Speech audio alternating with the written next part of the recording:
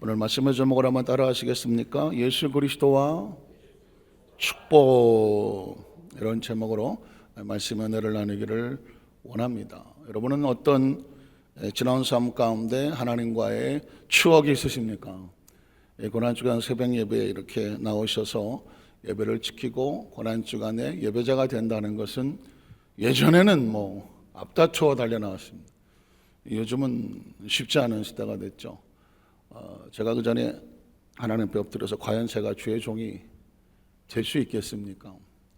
막상 기도골에 엎드려서 사역을 해야 한다라고 하는 이 절체절명의 순간을 만나니까 자신의 모습을 돌아보게 되죠. 내가 과연 하나님의 종으로 자격이 있나? 이건 눈을 씻고 봐도 골백 번을 생각을 해도 자격이 없잖아요.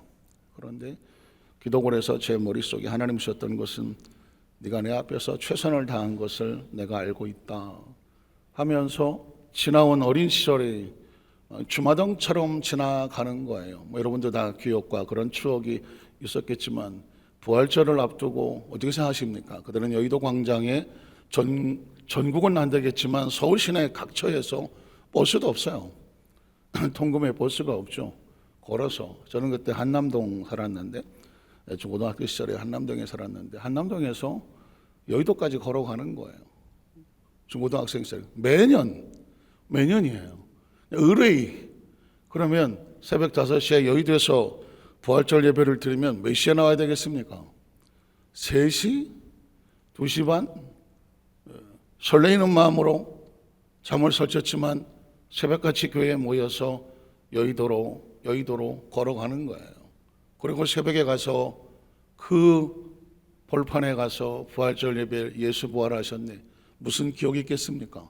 예수 부활하셨네. 부활절이라고 하는 그거 하나 가슴에 끌어안고 그곳에 달려가고 마포대교 어디서 왔는지도 모르지만 이 서울시 사방에서 와서 꽉 채워서 기쁨으로 예수의 부활을 예배하고 그리고 또 2시간, 3시간을 걸어서 돌아가는 거예요. 피곤할까요? 이거 왜 가야 돼? 투덜댈까요? 그 설레임이 달려가게 했고 그 은혜가 집으로 돌아오는데 큰 성취감과 만족이 있게 했죠. 그건 당연한 거였어요. 매년 부활절 새벽은 그렇게 추수감사절도 마찬가지고 성탄절은 달라요. 성탄절 준비하느라고 교회 꼭대기에다가 십자가 달배에다가 별을 달아야 되니까 그 별을 직접 만들거든요. 우리 중고등학생들이 만들어요. 거기다가 등을 집어넣고 또 창호지 같은 걸로 붙이고 선을 달고 교회 지붕에 올라가서 매달고 불을 붙이고 수리를 하고 힘들까요? 아니에요. 그 설레임은 이루 말할 수가 없어요. 중고등학생이지만 부흥회를 한다고 하면 부흥회 포스터를 가지고 동네 온 천지 교회 다니면서 교회에다 부흥회 포스터를 붙이겠다고 걸어 다니면서 붙이는 거예요. 누가 그걸 왜 날 시키지? 일어나요? 없어요. 그 설레 이름으로 교회마다 다니면서 저희 교회에서 이번에 부흥회를 하는데 포스터를 붙이겠습니다. 그러라고 교회가 그랬어요. 지금 가만히 생각을 하니까 거의 국민학교 시절은 이루 말할 것도 없고 중고등학교 시절은 신앙을 가기 전에 거의 제 생활은 다 교회였어요. 부흥회, 여름성경학교, 또 추수감사절, 성탄절, 또 새해 거의 교회에서 살았어요. 특별히 한 건 없어요. 그러나 그냥 토요일 날이면 교회 와서 예배드릴 정서를 우리가 했어요. 청소를 했어요. 강대상을 닦고 의자를 닦고 창틀을 닦고 힘들었을까요? 아니에요. 그냥 그게 삶이었어요.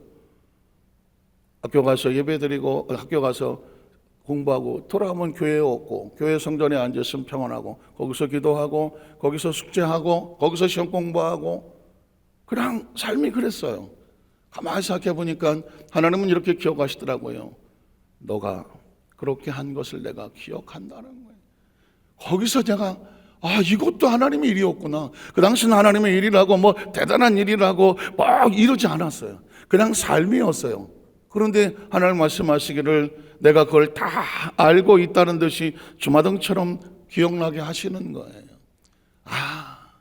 가장 소중하고 의미 있는 인생은 뭘까?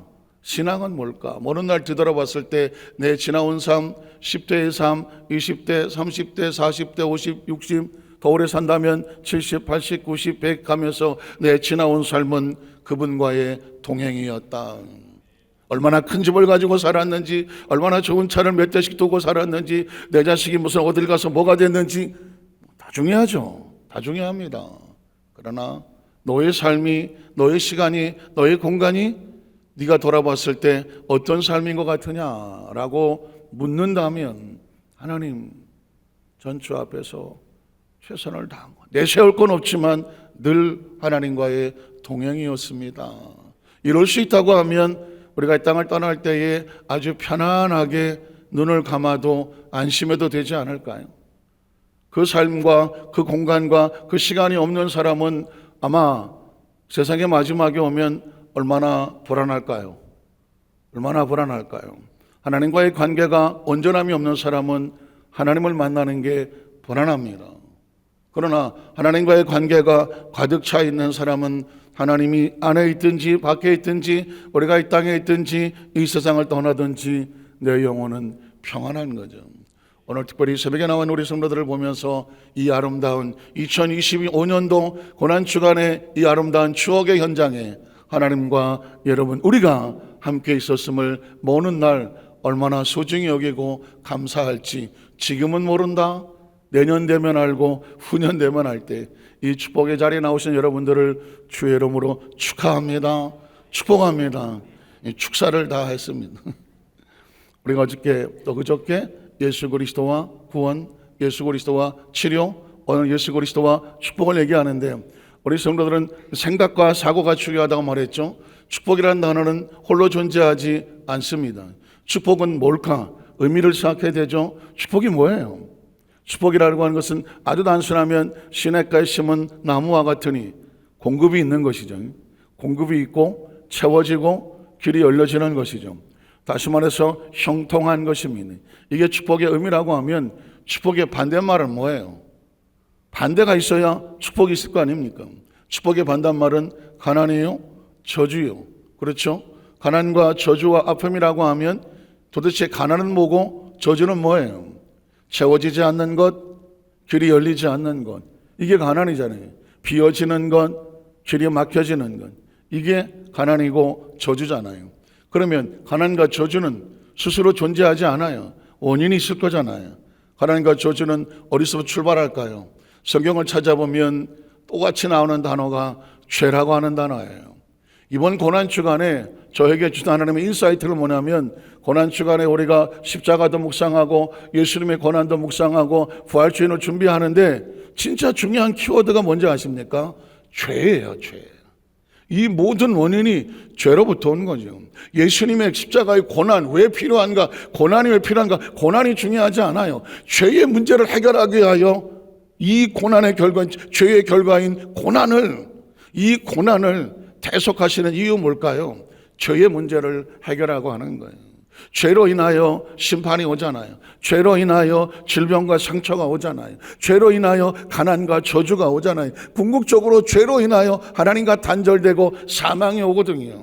그러니까 뭐 의의를 얻으려고 거룩하게 살려고 아니면 치료해 달라고 아니면 하나님 나에게 축복해 주십시오. 이건 부수적인 열매와 같아요. 근본적인 뿌리는 죄의 문제가 해결이 돼야 되는 거죠. 그러니까 이 죄의 결과가 다가오고 어제도 말씀드렸지만 죄라고 하는 단어는 스스로 존재하지 않아요. 죄는 배후가 뭐예요? 죄의 배후는 사탄이거든요. 그러면 사탄이 죄를 어디다 심습니까? 사람의 마음에 심고 사람의 삶에 심는 거거든요. 그러니까 죄는 생명의 기생을 하는 거예요. 곰팡이처럼 피고 들어와서 온몸을 녹슬게 하고 병들게 하는 거거든요. 그러면 그 생명은 어디서 와요? 저와 여러분의 생명은 어디서 와요? 이 땅의 모든 생명은 둘 중에 하나예요. 피조물, 누군가의 창조된 피조물이거나 또 하나의 생명은 스스로 영혼이 있는 생명이거나 두 종류의 생명이 있습니다. 저와 여러분이 가지고 있는 생명은 피조물이거든요. 하나님이 우리를 지으셨습니다. 그러니까 우리는 어쩔 수 없어요. 우리를 지으신 창조주를 인식해내야 되는 거죠. 그 창조주는 어떤 존재입니까? 스스로 있는 자요, 영원한 생명을 가진 자죠. 그러니까 하나님께서 우리의 모든 삶 가운데 근본이 될 수밖에 없고 원초가 될 수밖에 없고 본적이 될 수밖에 없고 근원이 될 수밖에 없는 이유는 아무리 생각을 하고 또 생각을 해도 모든 문제의 모든 해결은 누구밖에 없어요? 하나님밖에 없어요. 그래서 하나님일 수밖에 없는 거예요. 하나님이어야 하는 거예요. 피조물이 창조를 기억하지 못한다? 그건 그냥 그대로 끝나는 거예요. 피조물에게 조금만 IQ를 준다면, 조금만 사고한다면, 조금만 숙고한다고 한다면, 조금만 머리를 쓴다고 하면 이 땅에 존재하는 모든 것들은 반드시 창조가 있는 거죠. 아주 단순한 이야기로 교회 안에 모든 것들은 스스로 존재하는 것들은 하나도 없습니다.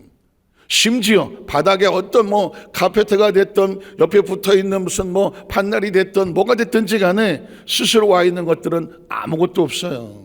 누군가의 계획 속에서 설계하고 지어져 그 자리에서 맡은 역할을 하는 것이죠. 심지어 만물의 영장이라고 하는 인간이라는 존재가 스스로 존재해서 우연히 어쩌다가 오다가다 없습니다. 철저한 하나님의 계획과 섭리 속에서 하나님의 깊은 사고와 그리고 논리 속에서 그의 구상 속에서 이 시대에 하나님 우리를 보내셔서 이곳에서 하나님의 귀한 사역을 함께 하게 하신 줄로 믿습니다. 축복의 개념이 바뀌어져야 돼요. 축복이 목적이 아니에요. 하나님과의 관계가 목적이에요. 관계가 회복이 되어지면 원래 우리의 모습은 가난과 저주의 모습이 아니었어요. 하나님께서 저와 여러분을 세우실 때 최고와 최상의 작품이니 당연히 복된 존재죠. 기억하십니까? 창세기 1장 28절에 내가 하나님께서 그들에게 복을 주시고, 기억하셔야 돼요. 복은 어디서 나오나요? 하나님부터 나와요. 하나님이 인식되면서부터 비로소 복을 꿈꿀 수 있는 것이고, 복을 사모해도 되고 기대해도 되고 구해도 되고, 그로부터 나올 수 있는 복은 하나님으로밖에 오지는 않아요. 그러니까 이 축복의 의미를 위해서 예수님이 땅에 오신 목적은 바로 죄의 문제를 해결하러 온 것이죠. 우리는 첫 번째로 에덴의 심판으로 인한 가난과 저주다. 에덴이라고 하는 것은 양면성을 가지고 있어요. 하나님께서 주신 주권을 지키면 최상의 축복이고, 안타깝지만 주권을 어기면 이 모든 것이 상실되는 심판의 장소가 되죠. 저와 여러분은 그렇지 않습니까? 우리라고 하는 존재는 어쩌면 에덴보다 더 복된 존재일 거요. 천하보다 소중한 하나님의 형상과 모양을 가진 이런 존재를 어디서 구합니까? 이 존재가, 이 생명이 이중적인 의미가 있어요. 그가 하나님과 동행하면 천하보다 귀한 생명이에요. 그러나 하나님과의 단절되어지면 엄청난 가치가 폐기 처분되고 쓰레기통에 분리수거되는 처절한 악이 되고 죄가 되고 재물이 되어버리고 많은 거예요.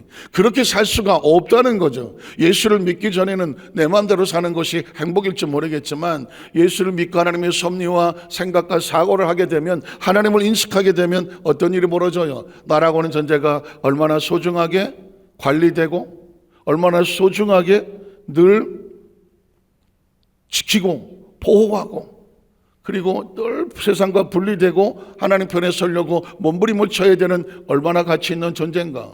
이 부분에 대한 깊은 사고가 필요해요. 죄가 얼마나 무서운가를 사고를 해야 돼요. 그래서 에덴 동산의 죄의 출발로 인하여 상실과 아픔이 다가오는데 그 중에 하나가 가난과 저주예요. 창세 3장 16절을 보겠습니다. 또 여자에게 이르되 내가 내게 임신하는 뭘 줘요? 고통을 아세요? 어제도 제가 이 말씀드렸지만 어제는 질병에 대한 고통을 얘기했지만 사실상 인간은 세 가지 고통을 가지고 살죠. 영혼의 고통을 아세요? 영혼의 고통. 영혼이 처참하게 하나님과 분리되는 십자가상에서 예수님께서 왜 하나님의 아들이 그 십자가에서 엘리 엘리 라마 사박다니 나의 하나님 어찌하여 나를, 그 고통을 아세요? 예수 그리스도라도 그 영혼이 죄로 인하여 하나님과 분리되는 처절한 고통과 시름, 영혼이 하나님으로부터 분리되는 처절한 고통과 아픔을 아세요? 죄는 하나님과 완벽한 분리를 만들어요. 제가 그런 표현했잖아요. 그 날아다니는 그 연이 줄이 끊어지니까 그냥 피투성이로 곤두박질로 나가 떨어지는 그 모습이 바로 하나님과 분리된 영혼의 모습이에요. 아들이 아버지를 떠나서 내 마음대로 이제는 하고 싶은 어떤 먼 타국으로 떠날 때에 그 육신과 그의 감정은 한 번에 쓸지 모르지만 그의 영혼은 피투성이로 전락하는 것입니다. 전 우리 여도순복 안산교회 성도들의 머릿속에 영혼의 처절한 부르짖음이 여러분의 마음속에 의식 속에 기억되기를 주의 이름으로 축복합니다. 내가 하나님과 단절될 때 내 영혼이 얼마나 처참하게 고독 속에, 얼마나 비참하게, 얼마나 처참하게 무너져 내렸고 내가 하나님과 단절되는구나, 이 고통과 아픔을 겪어야 다시 영혼의 고통을 되새기고 다시 그 짓을 하지 않고 다시 그곳에 처박히지 아니하고 다시 똑같은 그 상황 속에 처박히지 않고 스스로 영혼을 보호하려고 몸부림을 줍니다. 영혼은 스스로 보호하지 않으면 절대로 지켜지지 않아요. 영혼은 따뜻한 옷을 입었다고, 맛있는 음식을 입었다고 영혼이 만족해하지 않아요. 영혼은 어쩔 수 없어요. 예배 가운데입니다. 영혼은 예배 가운데 힘을 얻는 겁니다. 말씀과 기도와 찬양을 통해서 영혼은 비로소 거기서 빛이 나는 거예요. 예배에 성공하지 않냐고 신앙에 성공한다고요? 어림도 없어요. 예배에 성공하지 않냐고 신앙에 성공하고, 신앙에 성공하지 아니하고 사회적으로 아무리 화려한 백그라운드를 가져도 그의 인생은 절대로 나중에 후에 막급할 거예요. 왜냐하면 영혼이 신음하기 때문이죠. 전 우리 여덟 만작교회 성도들이 영혼의 만큼은 자유로웠으면 좋겠어요. 영혼이 평안했으면 좋겠어요. 영혼이 기뻤으면 좋겠어요. 영혼이 빛이 났으면 좋겠어요. 하나님과 온전한 관계로 인하여. 그 영혼의 고통과 또 하나는 마음의 고통 아닙니까? 찢어지는 마음의 고통, 겉으로는 아무리 화려해도 그 마음속에 그 처절한 마음의 고통. 그전에 제가 강서대교회 있을 때에 어느 집에 신방을 갔는데 남편이 KBS 이사, 전직 이사였어요. 집이 얼마나 큰지 들어갔는데도 불구하고 큰 굉장한 단독적 저택이었던 것 같은데 양쪽에 차고가 있고 중간에 계단이 있고 올라가니까 정원이 있고 집으로 들어가는데 방이 몇 개인지 바깥에서 전혀 예측이 안 돼요. 어마어마하더라고요. 엄청난 방 안에 어디 앉아야 돼, 신발간 어디 앉아야 될지는 모르겠더라고요.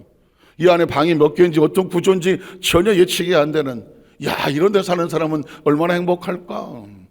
그런데 그분은 구역장의 직분을 막 받은 분이라 신방을 갔는데 어떤 교사로 퇴직을 하셨고 앉아있는데 그렇게 처참한 가정은 처음 봤어요.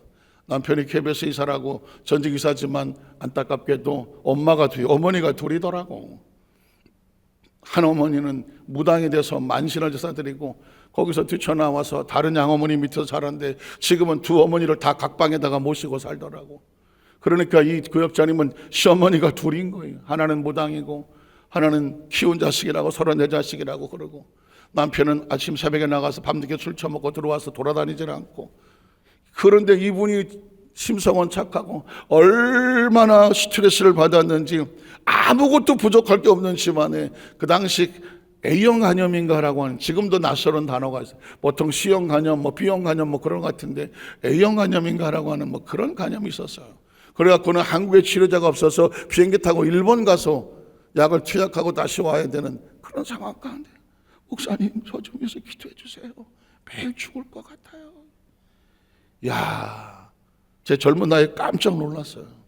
이렇게 모든 것이 완벽해 보이고, 이거 거의 궁궐 같은 집에 살지만 그곳에 사는 막상 그 주인은 이렇게 말했어요.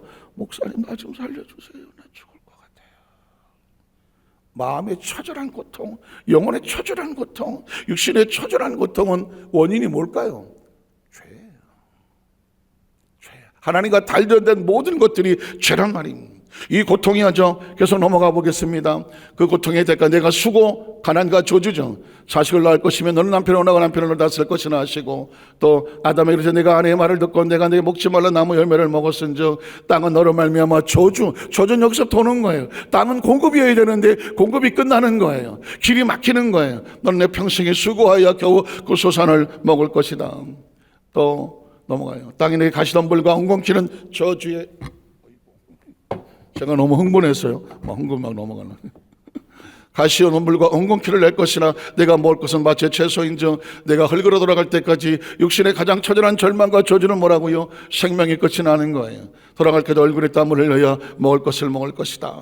결국 궁극적으로 뭐냐면 에덴이 상실돼요. 22장 24절에 보면 야훼 하나님이 이르시되 보라 이 사람이 선악한 일을 우리 중 하나같이 되었으니 그가 그의 손을 들어 생명나무 열매도 따먹고 영생할까 하노라 하시고 어떻게 합니까? 야훼 하나님이 에덴 동산에 그를 내보내요. 생명나무와 단절되고 영생의 나무와 단절이 되는 거죠. 보내어 그의 거론된 땅을 갈게 하시니라. 이같이 하나님 그 사람을 어떻게 하시고 쫓아내시고 에덴 동산 동쪽의 그룹들과 두루도는 불을 가를 뒤어 생명나무 길을 절대로 가까이 하지 못하도록 어떻게 하더라? 지키게 하더라는. 하나님과 단절되는 것만큼 가장 무서운 심판과 저주와 가난과 상처 아픔은 없어요. 그러나 하나님은 우리를 지으신 아버지잖아요. 마치 탕자를 보내놓지만 그 탕자를 기다리는 처절한 아비의 심정을 가지고 예언해 놓은 게 있죠. 그것이 바로 이사야 53장 4절 이하예요.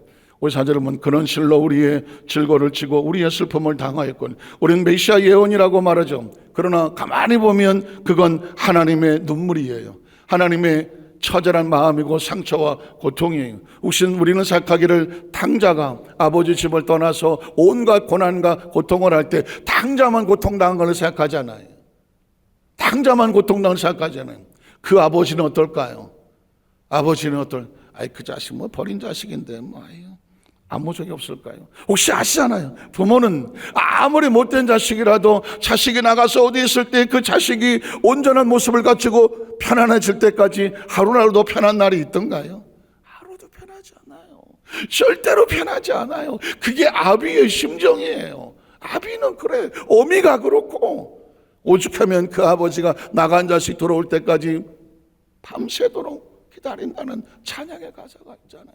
사실은 하나님 앞에 죄를 짓고 분리하는 것은 그 사람에게는 아픔과 상처지만 하나님 아버지의 가슴에는 심장에 대못을 박는 것과 같아요. 그것이 영혼의 고통이어야 돼요. 하나님의 아픔과 상처를 느껴야 어떻게 돼요? 아버지 하고 다시 돌아올 수 있는 거예요. 사실은 탕자의 비유 보면 탕자가 아버지께로 돌아가자. 이들은 내가 죽을 것 같아. 아버지께로 가 먹을 게 있으니까 아버지께로 가자. 이렇게 돌아가지만 사실은 아버지의 아픔을 느껴내야 자식인 거예요. 나를 이렇게 이 처참한 모습을 보면서 내 아버지는 얼마나 아파하실까, 얼마나 실망하실까, 얼마나 고통스러워하실까 아버지 하고 아버지의 마음을 헤아릴 수 있다면 그 날짜가 더 빨라지지 않겠습니까? 마지막 세 번째로 그 아픔을 가지고 우리를 찾아오신 분이 예수 그리스도죠. 예수 그리스도로 인하여 성취된 축복의 예언입니다. 축복은 오직 예수 그리스도로 인하여 성취되는 거죠. 누가복음 4장 16절 이하를 보겠습니다. 저 유명한 메시아의 선전포고와 같아요. 예수께서 그 자라나신 곳 나사렛 이스라엘사 안식일에 늘 하시던 대로 회당에 들어가서 성경을 읽으려고 서심해 선지자 이사야의 글을 그리거늘 책을 펴서 이렇게 기록된 데를 찾으시니 곧 주의 성령이 내게 임하셨으니. 그 성령이 예수 그리스도 땅에 보내셔서 뭐하게 하십니까? 가난한 자에게 제일 처음 복을 줍니까? 복음. 가난한 자에게 제일 축복된 복음이 뭐예요? 더 이상 가난하지 않은, 단절이 회복이 되고 공급되지 못했던 것이 공급이 되어지고 막혔던 것이 뚫어지고 당신은 더 이상 가난에 잡혀 있지 않습니다. 그가 가난을 대속하게 하셨다. 하나님이 당신을 다시 회복하신다. 그 가난한 자에게 복음을 전하게 하시려고 내게 기름을 부으시고 예수 우리 땅에 오신 메시아의 첫 번째 사역 중에 하나가 뭐냐면 가난과 저주로부터 자유할지어다 합니다. 그 메시아가 오셔서 포로된 자에게 자유를, 눈먼 자에게 다시 보게 함을 전파하며 눌린 자를 자유롭게 하고 주의 은혜의 해를 전파하게 하려 하심이라 하였더라. 책을 덮어 그 맡은 자에게 주시고 앉으시니 회당에 있는 자들이 다 주목하여 보더라. 이 예수께서 그들에게 말씀하시되 이 글이, 이 예언의 말씀이 오늘 너희 귀에 뭐 했다고요? 응하였다는 단어가 완성되고 성취되고 완료되었으니 이제는 너의 것이다라는 거죠. 이제는 우리가 현실이다. 예언이 아니라 우리에게 주신 응답이다. 그 결과 고린도서 8장 9절에 이렇게 말하는 것입니다. 우리 주 예수 그리스도의 은혜를 너희가 알거니와 부유하신 이로써 너희를 위하여 가난하게 되시면 그의 가난함으로 말미암아 너희는 어떤 자가 됐다? 부유케 하렴 부유한 자가 되었습니다.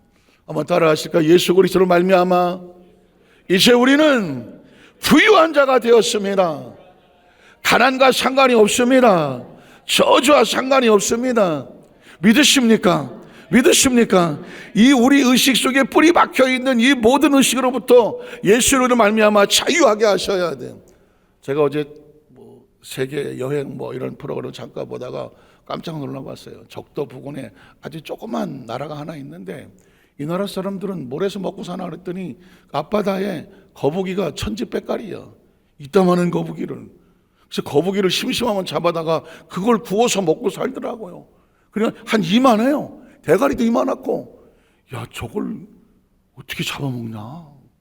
잡아다가 작살 가지고 잡아다가 이렇게 놓고 자갈에다가 돌을 구워갖고 돌구이로 엎어놓고 그냥 굽더라고. 그냥 이 거북이 대가리가 이만한데 눈깔이 꾸벅꾸벅하고 있는데, 야, 저거 동물원에나 있을 법한 그런 거북이를 이놈들은 심심하면 잡아먹더라고요. 미안하더라고요. 그냥 보는 내가 미안해. 어휴, 저만한 거북이를 어떻게 잡아먹지? 닭고기 같다고 그냥 맛있게 막 뜯어먹어요. 그거 먹을 때까지만 하더라도 저거 아닌 것 같은데 저런 거북이를 저렇게 먹어도 되나? 근데 뭐라고 얘기하냐면 기독교가 우리 가운데 전파되기 전까지 우리는 거북이를 안 먹었대요. 근데 기독교가 오고 나서부터 거북이를 먹기 시작했대요. 저것도 듣기 싫은데 기독교가 그렇게 잔인한 종교인가? 거북이를 잡아먹으라고? 그랬는데 그 다음 말이 이렇게 말해요. 기독교가 우리에게 복음을 전하기 전까지 우리는 거북이를 신으로 섬겼대. 거북이를 신으로 섬겼대. 그래서 거북이를 놓고 거기다가 빌었대. 신이라고. 그런데 기독교의 복음이 와서 이렇게 말하더래. 거북이는 더 이상 신이 아니라고. 그냥 단순한 동물에 불과하다고. 그때 그 사람들이 눈이 떠졌대. 의식이 달라졌대. 거북이가 우리 신이 아니구나. 거북이가 우리를 지켜주는 게 아니구나. 저거는 그냥 단순한 동물일 뿐이구나. 우리를 지키고 보호하시는 분은 하나님이구나. 그래서 그때부터 거북이를 마음껏 잡아먹기 시작했대요. 저는 충격을 받은 이게 복음이에요. 이제까지 거북이나 따라다니고 거북이 앞에 빌고 이러던 의식과 사고가 끊어져 나가야 돼. 예수를 수천 년을 믿어도 의식이 바뀌지 않으면 여전히 거북이 앞에서 빌고 앉아 있다니까. 예수를 믿고 나는 지금 우리 더 이상 가난한 자가 아니다. 더 이상 저주받은 자가 아니라 더 이상 팔자와 운명이 얻어서 어디 다방 어디 가서 점괘나 보고 타로나 보고 앉아있고 점집에 자고 다니면서 내 인생이 어떻게 되겠습니까? 이따위 짓이나 할 것이 아니라는 거예요. 우리의 의식사고 철저하게 하나님으로부터 와서 하나님 안에 있다가 하나님 안에 있다가 하나님의 공급을 받고 하나님께로 가는 이 의식과 사고로 의식과 사고가 바뀌어야 그때부터 진짜 하나님의 세계가 열려지는 것입니다.